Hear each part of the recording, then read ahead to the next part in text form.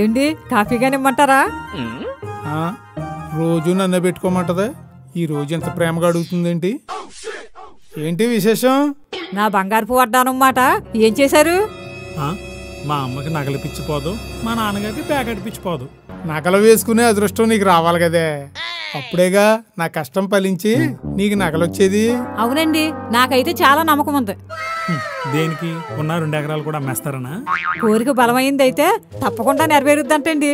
అవునవును, భార్యలు నిరంతరం ఆశావాదంతో బతకాలి, అప్పుడే సజావుగా కాపురం సాగుతుంది. ఏ మాటకు ఆ మాటే చెప్పుకోవాలండి.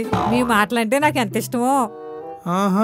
అందుకే కదండి పెళ్లి చూపుల్లో మీరు మా నాన్నగారికి చెప్పే మాటలు విని మీరంటే ఇష్టపడి నేను ఈయన్నే పెళ్లి చేసుకుంటానని మంకుపట్టు పట్టాను. కానీ ఇప్పటికే నాకు అర్థం కాని విషయం ఏంటంటే ఏంటి? మీరంటే నాకు అంత నమ్మకం ఉంది కదా, కానీ ఇరుగు పొరుగు వాళ్ళు అలాగే మన బంధువులు మీ మాటను ఏంటండి చాలా తేలిగ్గా తీసేస్తున్నారు. పైగా మీరు చెప్పే మాటలన్నీ అబద్ధాలని, మీరు సోమరిపోతని మీ మీద చాడీలు చెప్తున్నారు.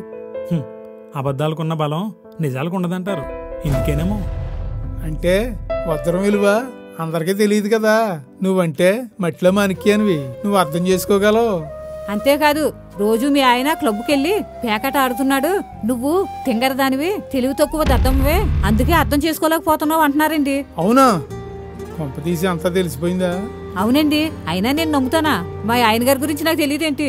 మీరు మంచివారని జీర్ణించుకోలేక అలా చెప్తున్నారు. వాళ్ళు అలాగే అంటారు. ఆ మాటలే మీరేం పట్టించుకోకండి. నా వడ్డానం మాత్రం మర్చిపోకండి. ఇప్పుడే వెళ్ళి కాఫీ తెస్తాను. చూసారా నాన్నగారు, మీరు చేస్తుంది అందరూ తప్పని చెప్తున్నా అమ్మ మిమ్మల్ని వెనకేసుకుని వస్తుంది. అవునరా, నాకు జోదం పిచ్చి, మీ అమ్మకు జ్యువెలరీ పిచ్చి, నేనింత అమాయకురాలను మోసం చేస్తున్నానా? నాకెందుకో జూలో జంతువునైనట్టుంది. నేను ఇప్పటి వరకు పేకాట ఆడి పోగొట్టుకున్న డబ్బుతో మీ అమ్మ బంగారం వచ్చేసేదేమో.